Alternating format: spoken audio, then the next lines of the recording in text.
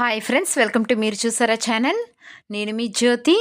ఈరోజు నేపాల్ ట్రిప్లో భాగంగా పోఖ్రాలో ఉన్న శివుని టెంపుల్కి అయితే మనం వెళ్తున్నామండి. పోఖ్రాలోని పుండీకోట్ శివాలయం ఒక ప్రసిద్ధమైన ఆధ్యాత్మికమైన పర్యాటక క్షేత్రం అండి. ఇది పోఖ్రా నగరానికి నైరుతి దిశలో 1500 మీటర్ల ఎత్తులో కొండ మీద ఉంది. మనం ఇక్కడికి చేరుకున్న తర్వాత దాదాపు ఒక 2 కిలోమీటర్ల వరకు మనం నడవాల్సి ఉంటుందండి. లేదంటే ఇక్కడ కార్లు కూడా ఉంటాయి. దాంట్లో అయితే మనకు 50 రూపీస్ ఛార్జ్ చేస్తారు. అది ఎక్కి వెళ్ళవచ్చు. లేదంటే నడక మార్గంలోనే మనం వెళ్ళవచ్చండి. మేమైతే నడక మార్గంలోనే వెళ్ళాము. ఎందుకంటే చుట్టూ ప్రదేశాలన్నింటినీ చూస్తూ అలా నడుచుకుంటూ వెళ్ళేసరికి టైం అనేది తెలియలేదు. చూసారు కదండి, ఇక్కడ తినడానికి ఫుడ్ కూడా మనకి అందుబాటులోనే ఉంటుంది. ఏదైనా తాగాలన్నా సరే అన్ని రకాల జ్యూసులు కానీ ఏవైనా చెరుకు రసాలు కానీ అన్నీ కూడా ఇక్కడ అమ్ముతున్నారు.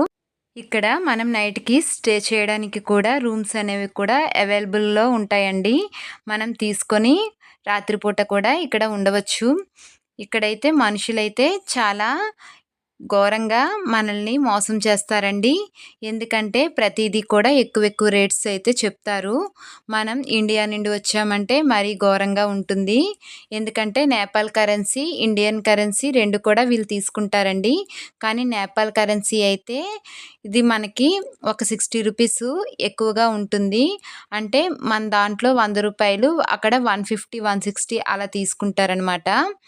కాబట్టి మనం కొంచెం జాగ్రత్తగానే ఉండాలి. మనం ఇప్పుడు చూడబోయే శివాలయము దాదాపు 108 అడుగుల ఎత్తులో ఉంటుందండి శివుని విగ్రహం. అది 50 అడుగుల వైట్ స్తూపం కూడా ఉంటుంది. 108 శివలింగాలు, అందమైన గార్డెన్ మరియు నంది విగ్రహం కూడా ఉంటుంది. ఇక్కడ నుంచి అన్నపూర్ణ పర్వత శ్రేణులు, పోఖ్రా లోయ మరియు పేఫా సరస్సు మొదలవన్నీ కూడా మనం ఈ కొండెక్కి చూడొచ్చండి. చాలా బాగుంటుంది. మేమైతే ఇక్కడికి వెళ్ళేటప్పుడైతే మాత్రం కొంచెం మంచుగా పడుతూనే ఉందండి. మంచు పడుతుంది. చూస్తున్నారు కదా, ఈ ప్రదేశాలన్నీ చూడడానికైతే చాలా చక్కగా ఉన్నాయి. ఇలా వెళ్ళేసరికి మేము కొండ అయితే మాత్రం దాదాపు ఎక్కేసాము. ఇక్కడ నుంచి మనం లేక్ ఉంటుందండి, అది చాలా బాగుంటుంది. అక్కడ నుండి కూడా చాలామంది ఫొటోస్ అయితే మాత్రం దిగుతున్నారు. దాదాపు అయితే కొండ అయితే మాత్రం ఎక్కేసామండి.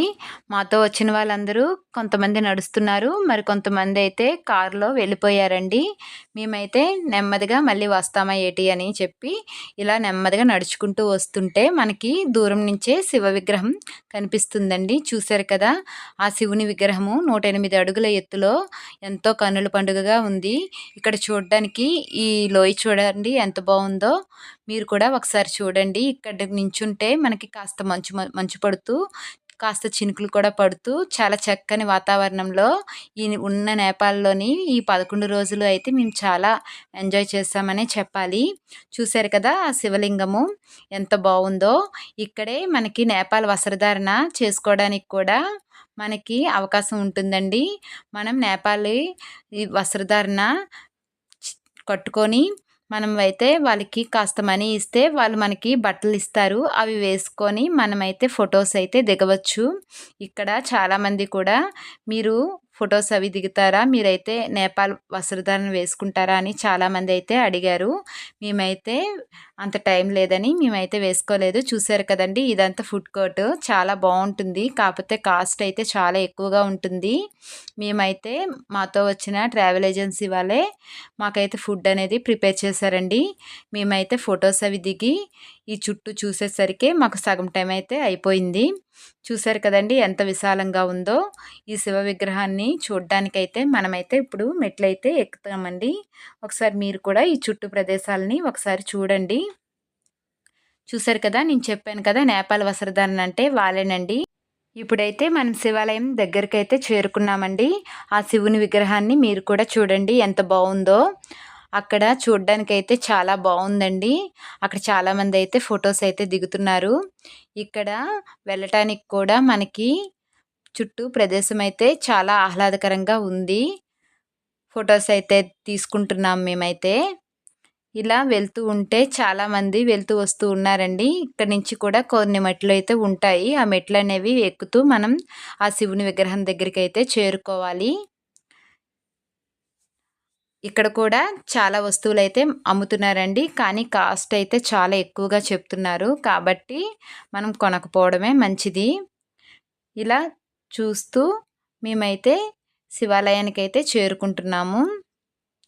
ఇక్కడ కూడా ఒక 200 మెట్లయితే ఉంటాయండి. ఆ మెట్లన్నీ ఎక్కుకొని మనం వెళ్ళాలి. చూసారు కదా ఈ ప్రదేశము ఎంత బావుందో.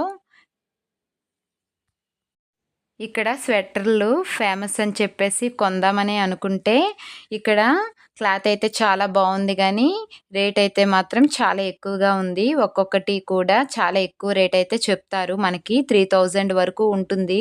స్టార్టింగ్ 3000 నుండి స్టార్ట్ అవుతుంది స్వెటర్స్. కాబట్టి మనం నచ్చితే కొనుక్కోవాలి. లేకపోతే మానేస్తే మంచిది. చూసారా శివుని విగ్రహం దగ్గరికైతే చేరుకున్నాము. నేనైతే జూమ్ చేసి మరి చూపిస్తున్నాను మీకు. చూడండి. ఈ శివుని విగ్రహము 108 అడుగుల ఎత్తులో ఉంటుందండి. ఈ కిందన ఆలయం కూడా ఉంటుంది. అక్కడ ఎదురుగా నందీశ్వరుడైతే ఉంటారండి. అక్కడ మనం వెళ్ళడానికి కూడా ఆ చుట్టూ మెట్లయితే ఉన్నాయి. ఆ మెట్లు ఎక్కి ఈ పక్కన ఉన్న వినాయకుడిని దర్శించుకొని మనమైతే ఆ శివాలయం దగ్గరికైతే వెళ్ళాలి. ఇక్కడ వినాయకుడినైతే దర్శించుకొని టికెట్ అయితే 50 రూపీస్ ఛార్జ్ చేస్తున్నారు. తీసుకొని మనమైతే ఆ ఆలయం లోపలికైతే వెళ్ళవచ్చు. శివుని విగ్రహం చేరుకునేసరికి మనకైతే ఈ చుట్టూ కూడా శివలింగాలైతే ఉంటాయండి. 108 శివలింగాలైతే దీని పక్కనే ఉంటాయి. వాటిని చూస్తూ ఈ చుట్టూ తిరిగేసరికే మనకి టైం అయితే అయిపోతుంది. చూసారు కదండి ఇవన్నీ శివలింగాలే. ఈ చుట్టూ కూడా 108 శివలింగాలు ప్రతిష్ఠించబడి ఉన్నాయండి. వాటి దగ్గర మనం వీలైతే పూజలైతే చేసుకోవచ్చు. లేదంటే ఫొటోస్ అయినా దిగవచ్చు. ఈ చుట్టూ ఉన్న ప్రదేశాన్ని చూస్తూ నేనైతే ఈ వీడియోనైతే షార్ట్స్ కోసమే ప్రిపేర్ చేశానండి. కాబట్టే మీకు ఫుల్ లెంత్ అయితే రావటం లేదు. కాబట్టి ఇక్కడ ఒకసారి మీరు కూడా చూసేయండి. వీలైతే షార్ట్స్‌లోకి వెళ్ళి చూస్తే ఇంకా క్లారిటీగా మీకైతే కనిపిస్తుంది. మీరు చూసారా ఛానల్‌లోనే షార్ట్స్‌లో నేను దీన్ని అప్లోడ్ చేశానండి. వాయిస్ ఓవర్‌తో పూర్తిగా. మీరు కూడా ఒకసారి చూడండి. ఈ చుట్టూ ప్రదేశాన్నైతే నేనైతే వీడియో తీస్తున్నాను. మీరు కూడా ఈ చుట్టూ ఉన్న ప్రదేశాన్నైతే చూడండి. చాలామంది అయితే ఫొటోస్ దిగడంతోటే సరిపోయింది. ఈ చుట్టూ చాలా అందంగా ఉందండి.